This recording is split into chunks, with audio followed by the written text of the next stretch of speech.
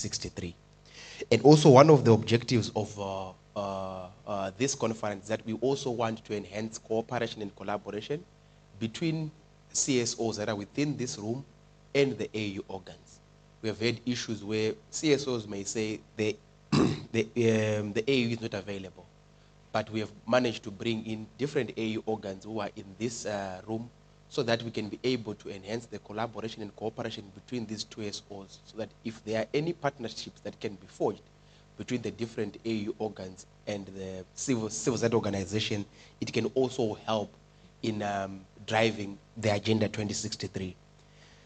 And then also, we have developed what we call a clearinghouse, which then documents and digitizes AU organs, protocols, and charters. Our colleague Linda is going to give a presentation on that, just to tell you where are we in terms of that platform, how many documents have we managed to digitize, and also just to assist CSOs and AU organs who are in this building, how can they navigate through the platform and be able to access the different AU documents that we have at the moment. So this is what is going to be happening during the entire week, and we have selected different thematic areas that we are going to be of focus. We are going to focus on human rights, we are going to focus on elections, we are going to focus on climate change, we are also going to focus on the AU theme of education, and we are also going to focus on the new topic that we have included, which is transitional justice, which will then form basis of what is going to be the AU theme of 2025, which is going to focus on reparations. So those are some of the issues that we are going to be focusing on and trying to root the discussion around what data is saying around those different thematic areas. So I think I've managed to explain the objectives of the meeting. So without further ado, I do welcome Frederick Adu to come and give the official welcome remarks from the host institution, CDD-Ghana.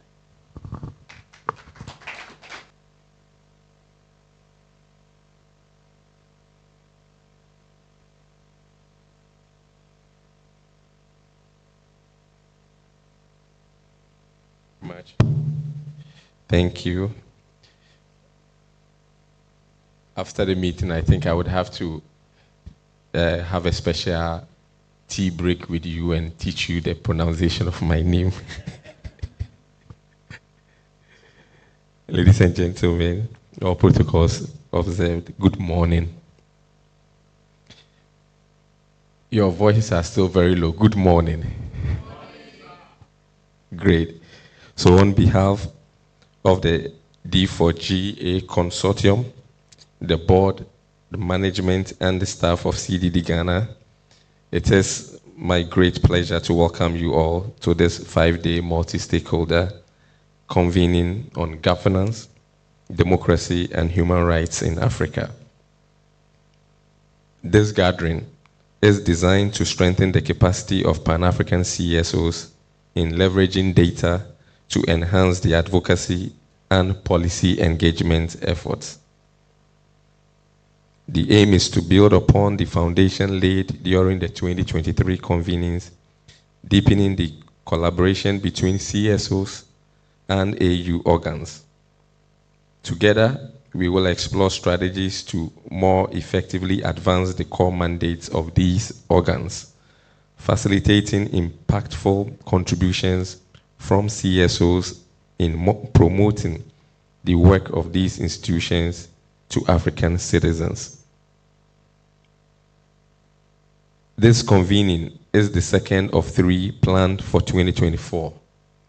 The first was successfully held in Nairobi, Kenya, from August 5th to 9th, and the final one is scheduled for Cape Town, South Africa, from September 9th to 11th. The impetus of this project stems from the troubling trend of democratic backsliding in Africa, underscored by recent coups in Niger and Gabon in 2023 and failed attempts in several other countries. The instability in the Sahel region, particularly in Burkina Faso, Mali, and Niger, has only exacerbated the challenges facing our continent. These events highlight the urgent need for robust responses to the governance and security crisis that threaten the stability of our nations. Moreover, Africa is grappling with the devastating effects of climate change, worsened by inadequate strategies to mitigate its impact. This has led to increased conflicts over resources, particularly in agricultural communities, and has exposed the continent to further economic and social vulnerabilities. The challenges of corruption, poor governance, and economic mismanagement have created a breeding ground for youth unemployment, social unrest, and the lure of dangerous migration routes. The threats of violent extremism and terrorism, once distant concerns, are now very real and present dangers on our continent.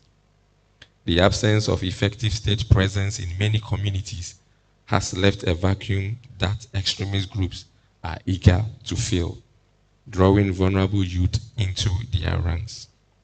Given these many challenges, it is imperative that African citizens, CSOs, and regional bodies work together to create a better future, a resilient and prosperous Africa capable of withstanding these shocks and delivering on the promise of the Africa we want.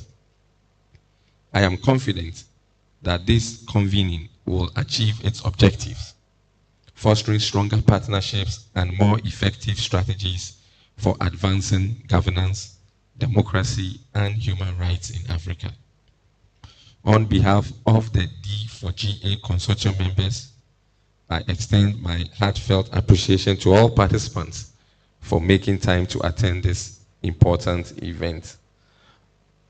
Finally, I would like to acknowledge the general support of the European Union, without which this convening would not have been possible. I encourage everyone to actively participate, share your insights, and contribute to the success of this convening. Thank you all.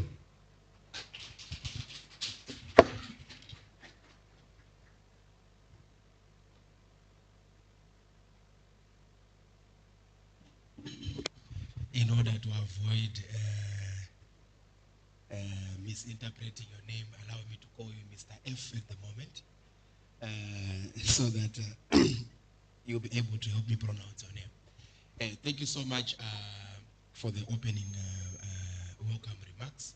What I've managed to get from the short and powerful speech is that collaboration and cooperation between CSOs is key if we are to achieve the it's fine. In achieving the Africa we want. So it's important that AU organs and CSOs collaborate on different thematic issues and be able to address the challenges that are acting as impediments for the continent to achieve the Africa we want. Thank you so much for the welcome remarks. Anyway, so without further ado, we are now going to the next item on the agenda, which is overview of agenda and program. I'll leave this time to Mr. Paul to go through the agenda. Thank you, Nyasha. Yes, so my task is just simple, to walk us through the program of activities from today until Friday, 12 o'clock, that we end the convening. Just to start to say that if we've forgotten, we've just started our 10-year milestone of Agenda 2063. We had Agenda 2063 phased in 10 years. The first 10 year was completed last year. Evaluation reports, I'm here to ask APRM, if the evaluation report of the first 10 years is out, please share with us to see how we fared when we did the first 10 years. We launched the second phase of the Agenda 2063 in February this year. So we have 10 years to achieve another 10-year milestone of the Agenda 2063. So we are taking this convening very seriously as to see what civil society organizations can work together with our AU organs towards the Africa we want, as Fred said. Because of that, we've chosen 5 themes to spearhead these convenings. We started from Nairobi. We're going to go through this one, then we end in Cape Town from 9th to 11th of September. And fortunately, just to also hint, this year we have been able to secure a continental convening, something we fought for over the last 2 years we did not get, but through our leadership, we are getting somewhere. So after Nairobi, Accra, Cape Town, we'll have assembled all of us again from the 3 different regions. For the first time, we will see each other. So CSOs in West Africa, we'll see those from South Africa, we'll see those from East Africa. Other organs that have been part only in the Western African Forum will now see their colleagues. So we are all going together as a continental convening in Rwanda to sum the project up for its conclusion as it ends this year. 2 innovations that we've brought to this convening this year is that, unlike the previous 2 years, this year we're not going to wait until Friday that we'll start developing our advocacy strategies. So when you look on the agenda, after each thematic area, our advocacy trainer, Dr. Nansata, will have to come in to develop specific advocacy strategy under that specific thematic area. So, for example, if you take human rights in Africa, as soon as the AB people give us the state of human rights per the AB data, our experts come to analyze it for us. Dr. Nansata will come, CSOs. This is the data. This is the analysis. What do we have to do towards plugging the loopholes? When we finish education, the same thing. When we finish climate change, the same thing. So we have specific advocacy strategy under each of the thematic areas. This is an innovation that were not done last at the previous 2 years, that we had holistic advocacy strategy for all the themes that we discussed. One thing we are also doing this year is also that in the previous years, the AB experts will present the data raw, then we'll discuss. This year, we are not doing that. Under each of the thematic areas, we bring an expert on the field. When you pick human rights in Africa per the AB data, you will have my colleague who's an expert on human rights, Michael, will come and discuss from his perspective, what does the data say? What are the intricacies? What are the advantages? What are the dangers? We'll discuss that and we'll support the plenary. When we pick elections in Africa, there will be an expert discussant on the data. When we pick education, so these are the 2 innovations we've brought on the agenda this year, which are unique, were never part on the previous 2 convenings. So we are going to delve deep into the discussion, not only presenting raw data to participants. So these are the 2 innovations. So today we're going to go through, as we've started, with the introductions plenary. We're going to have Dr. Salome give us the keynote address. Out of the 5 thematic areas, each of us, my colleague in Nairobi picked what he wanted to as a keynote address. Nyasha in South Africa has picked elections, and I believe you understand why he picked elections. Apart from the South Africa election that they said they don't want Zuma to come to the fray, there are also other many elections that are going to go on. You also saw the Zim elections. Even though he stays in South Africa, he's from Zim. He didn't go to vote. So he's also there. Botswana is also preparing. So there are a lot of elections happening in Southern Africa. So he picked. Human rights was picked by my colleague because you know what is happening in the Eastern African region. And we are picking climate change. We also understand why we are picking climate change in West Africa. So these are the dynamics we have in the 3 regions that we are taking. We also take education. Education because that is the African Union theme for the year 2024. They are dwelling on education. We've had our first webinar series on education, which most of our colleagues here were part of it. We delve into it, but we want to take it practically with our people on fiscal convening, and it's going to be part also in the regional convening where we have the AGA top-notch people being there to discuss education. Elections, as I said, will be delved into. The new addition to our program, we know our D4GA focus is governance, democracy, and human rights. We are bringing aspect of human rights, which is transitional justice and security in Africa. And that is the work that Institute for Justice and Reconciliation does. And we also have a new partner, CSVS. Mary is here, but not in the room yet, also dealing with that. So, this is what we are going to do, and we'll cap it to see this is the third and final year for this phase. Our civil society organizations, we've worked with you for 3 years. What have been the prospects? What have been the challenges? We give you the opportunity to also come and tell your story. We document, and together we find out how, even though the project is ending, we don't know our fate for the next second phase. Even if D4GA is not there, what have you gained so far to be able to sustain your engagement with the AU organs? So in short, this is the agenda we have for the week. Thank you so much.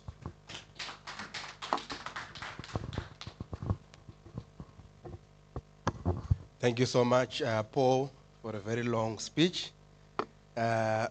Without wasting much of your time, I would want you to take your notepad and your pen and listen attentively as we get to hear the keynote address from Dr. Idem. The keynote address is going to shape our conversations for the entire week. So, Doctor, over to you.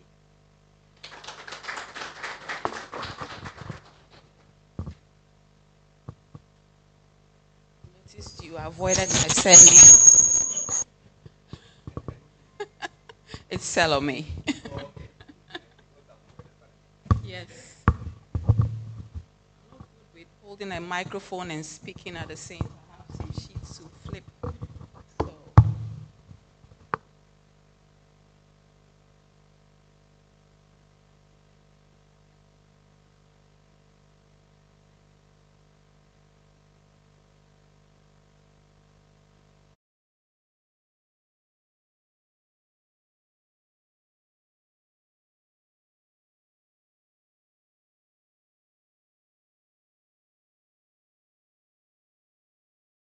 Morning, distinguished guests, and it's indeed an honor to be the person to be called to deliver the keynote address for this year's Data for Governance Alliance D4G stakeholders convening. This gathering comes at a critical moment in our continent's history. It's a time when the topic of climate change, its effects, good governance, and human rights issues are ever more evident. And the need for collective action has never been more urgent. Despite contributing the least to global greenhouse emissions, climate change disproportionately affects Africa. According to the latest Afrobarometer survey, over 60% of Africans believe that climate change conditions for agricultural production have worsened over the past decade. The belief is just not a perception. It reflects harsh reality millions across the continent face. Extreme weather events such as droughts, floods, and cyclones have become more frequent and severe, devastating livelihoods, displacing communities, and exacerbating food and water insecurity. For instance, the cyclone Idai in 2019 affected millions in Mozambique, Zimbabwe, and Malawi, highlighting our region's vulnerability to climate-induced disasters.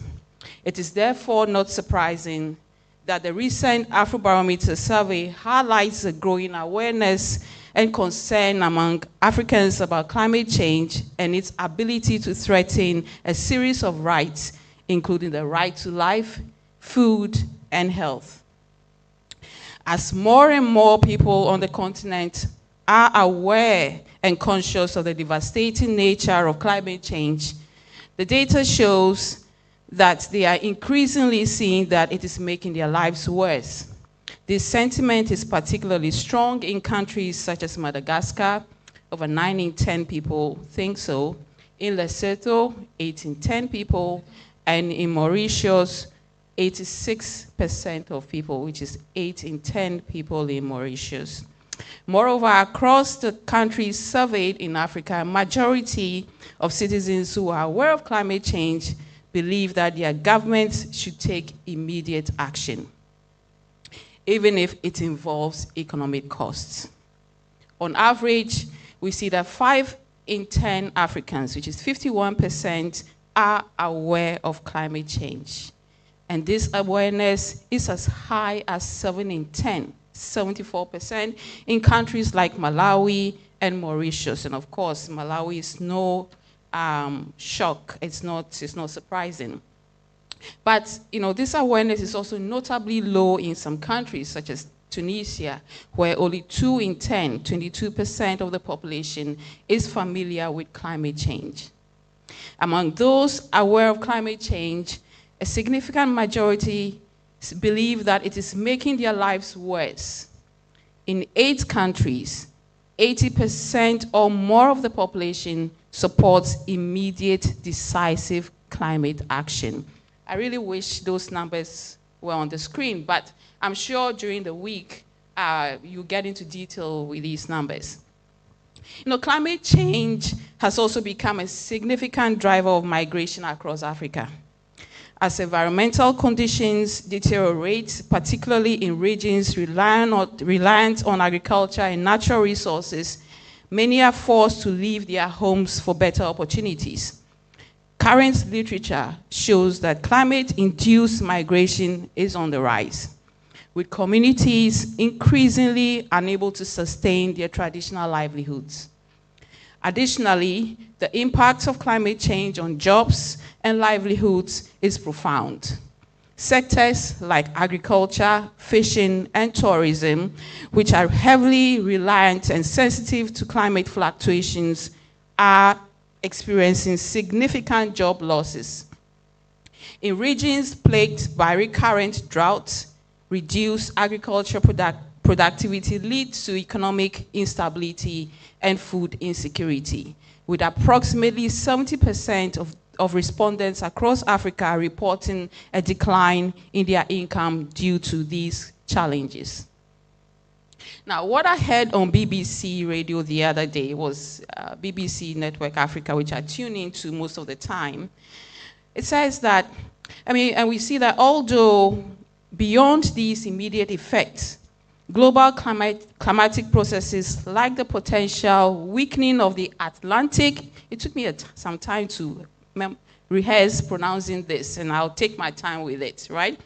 It says that beyond these immediate effects, the global climatic processes like the potential weakening of the Atlantic meridional overturning circulation, which is AMOC, could have severe implications for Africa.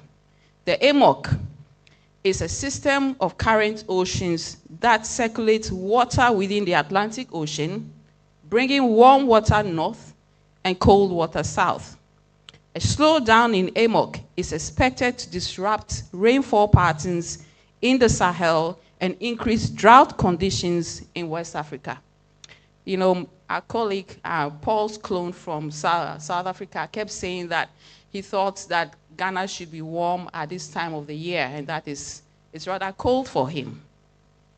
Well, a slowdown of AMOC is supposed to bring drought conditions to West Africa, like I said, and further exacerbating the existing challenges these regions face. This scientific projection underscores the need for us to engage actively in global climatic discussions and to advocate for policies that address the potential threats. African nations, as we all know, are always proactive. We have been proactively implemented innovative mitigation strategies in response to some of these challenges. The African Union, for example, the African Union's Green Recovery Action Plan exemplifies our commitment as Africans to integrating climate resilience into national development agendas. This plan emphasizes renewable energy, sustainable agriculture, and ecosystem restoration, aligning with global efforts to reduce carbon emissions. Again, according to the Afrobarometer data, there's a strong public support for renewable energy initiatives. Approximately 70% of African respondents favor government investment in renewable energy sources over fossil fuels. This public mandate is crucial as we transition into a low-carbon economy. While mitigation is essential, adaptation to climate change is equally critical for Africa's resilience.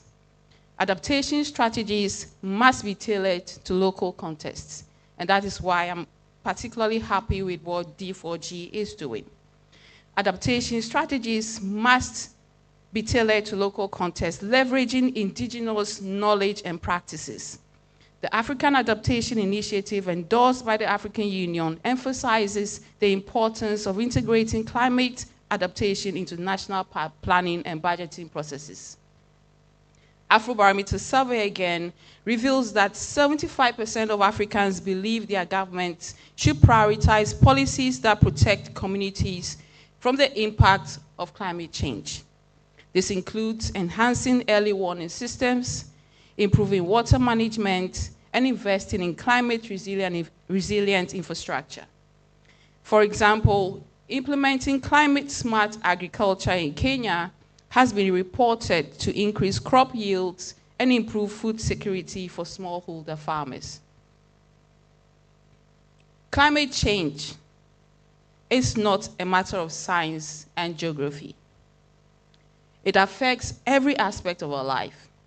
Therefore, knowledge about climate change should not only be informed by scientific data, but also by our shared experiences, opinions, and collective approach to adaptation and resilience. The Afrobarometer data helps us move the climate change conversation from the realm of science to the level where its effects are most felt, the citizens' level. By providing insights from over 39 countries across the African continent, the Afrobarometer data serves as a policy signpost for decision-making on climate change issues. Civil society's ability to use this data is vital in enhancing our understanding of climate change, its effects, and the necessary mitigation and adaptation strategies. The Data for Governance Alliance plays a pivotal role in this regard by equipping African civil society with data-driven tools, knowledge. The D4GA empowers us to engage effectively with the African Union Governance Platform and national governments. Civil society organizations are essential in advocating climate justice and holding governments accountable for their commitments. The Afrobarometer survey indicates that over 50% of Africans believe that ordinary citizens can make a difference in combating climate change. This belief underscores the power of grassroots movements in driving policy change and promoting sustainable practices. I didn't intend my speech to be long, so I'll conclude. Climate change, as I've said, is no longer just a scientific concern, but a pressing governance and human rights issue that touches every aspect of our life on the continent. We must recognize that the fight against climate change cannot be won without the active participation of citizens. To achieve the goals set under the Sustainable Development Goals, which is SDG 13, we must prioritize the voice of those most affected by climate change.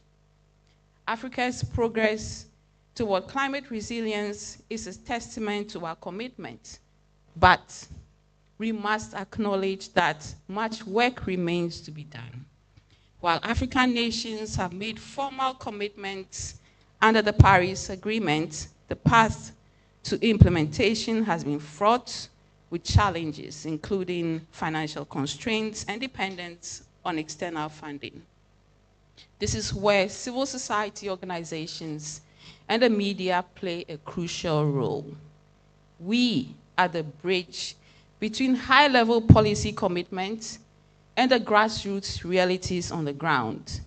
By raising awareness, advocating for more robust climate policies, and holding governments accountable, we ensure that the aspirations of SDG 13 are not just promises on paper, but lived experiences of every African.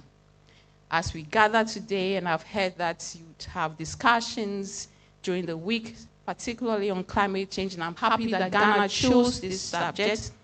Let us reaffirm our dedication to promote protecting our environment. Our actions today will shape the future of our continent and define the legacy we leave for future generations. Thank you.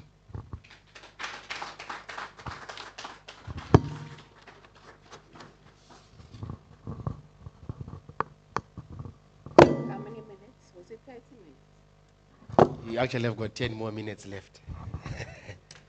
Thank you so much, Dr. E, for such a very interesting keynote address. I think you've managed to set the foundation in terms of where the discussions around this very critical topic on climate change is going to unfold. While you're sharing your address, I then also realized that us in the Southern African region, we are also experiencing a drought, which has been induced by the El Nino cyclone. And SADC has actually launched a regional humanitarian appeal to address the impact of the drought on the continent. Countries like Zambia have also declared a state of emergency because of these droughts that have been caused by climate change. Also, the aspect on indigenous knowledge system and how we can also infuse it within our approaches to address climate change.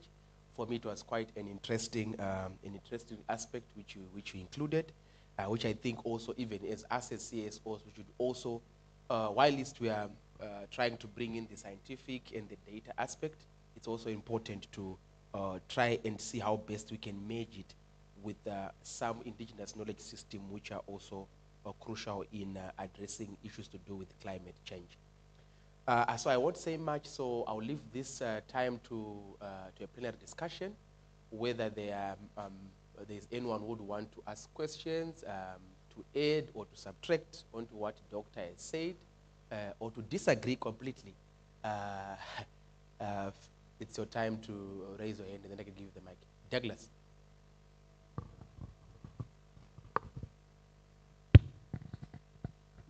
Yeah, so thank you, Chair, and also Dr. Salome for that. I hope I did justice to the name. Yes, so, yes, I'm delighted to listen to the speech and also the address, because the issue of climate change, as you put it well, is no longer a scientific issue, but it's something that really affects us. And what I really loved about your speech is that it is alive to the fact that it's so rich in evidence. And I think that's something that our civil society organizations here is what we're trying to build capacity for them to speak what is data. So I was very, I'm a data person, so I was very happy to hear 50%, to hear the numbers, because that is evidence, and I really like that. And in summary of what I came out from there is that climate change and human rights now are like Siamese twins, you know, because for many years people used to think that if you hear of issues of climate change, or it's about science, it's about, you know, a lot of things. But you know, science, climate change now is touching to the core of human rights, rights to life. People are losing life through floods. Like in Kenya, we have had a lot of issues with floods, people being swept by heavy rains at 4 a.m. in the morning, and within a twinkle of an eye, hundreds of people are dead. You know, issues of food, because you know climate change also affects the people's livelihood through food. So I was very happy to hear that. Then I also am very happy to hear that the civil society organizations for many years thought that they don't also have a role to play in climate change. But HEM, you know, now they also have to bring in a voice. And like you said, it's not only an issue of science, but we should also have citizens. We should also have people talking about it. And for civil society organization, I think the biggest challenge is for us to be able to talk about the policies and to be able to amplify and hold governments accountable in ensuring that, for example, the Paris Agreement, for example, is it being adopted? Is it being implemented? What are some of the localized policies at country levels? I'm sure in this region we have people from Ghana, Nigeria. So what is the government doing in that space? So I was very happy to hear that we are also, as civil society organizations, that we have a big role to play. I was also very happy to hear about how climate change also affects migration, you know. Yeah, like in Kenya, I'm alluding to Kenya because we have had these things happening, where people have to be shifted from where they live by the government. Sometimes you're told to go and live in higher grounds. But what happens after the floods, for example, are gone? You have to go back there. But we have had some people who have had to leave their areas because now they've become very hotspots for some of these effects of climate change, like floods and droughts. Yeah. So now people even moving to look for better places where they can do farming. So I'm just trying to underscore the importance of climate change and how it really affects our livelihoods.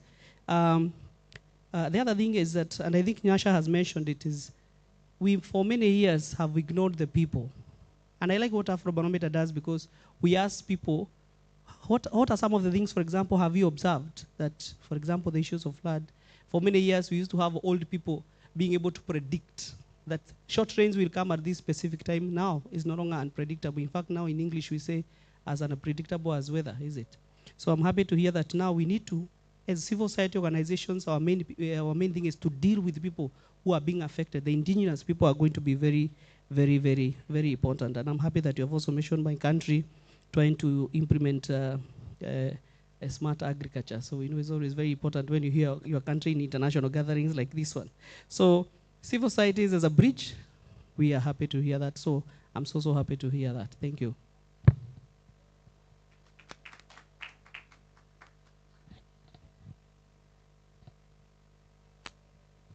Any other comments on the clarification, anything on the keynote address?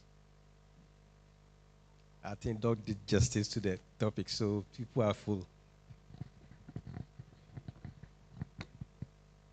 Wrap it up from what Douglas has also said. I don't know.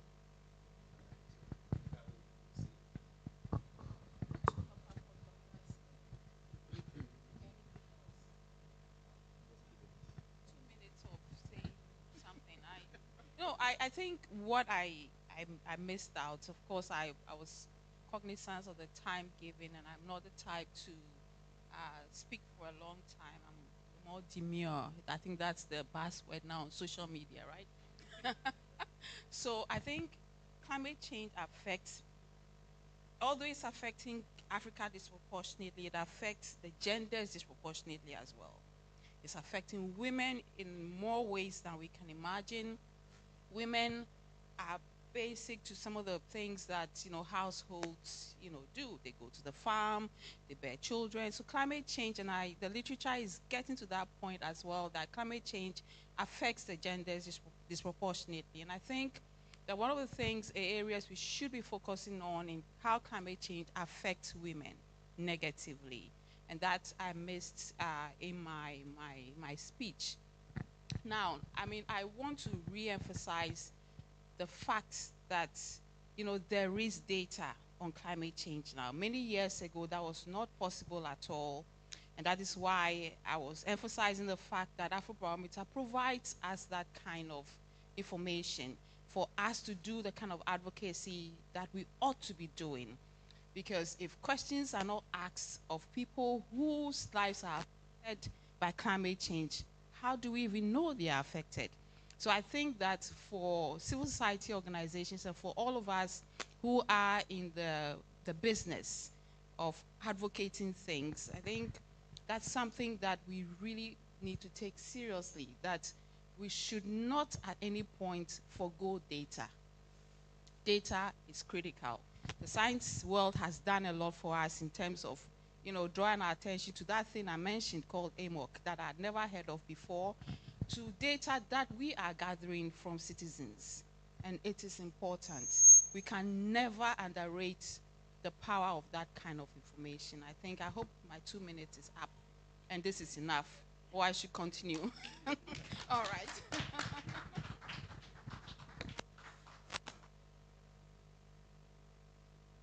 Can you hear me? Okay. Thank you so much, Doc. So without further ado, I think it's now time for us to have a family photo.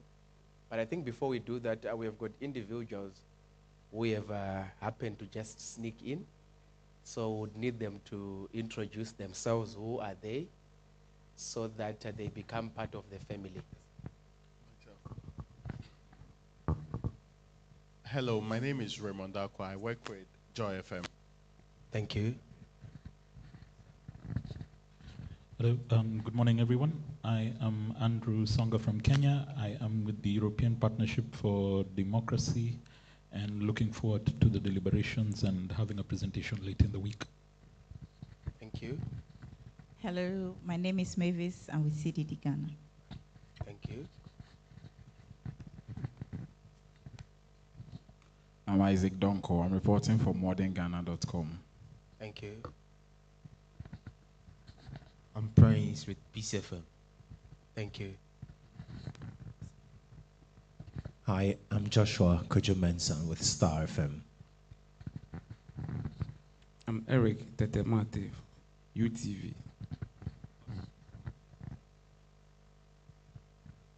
I'm Benedict from Daily Graphic. Thank you so much. I think we now know our other colleagues who joined us late.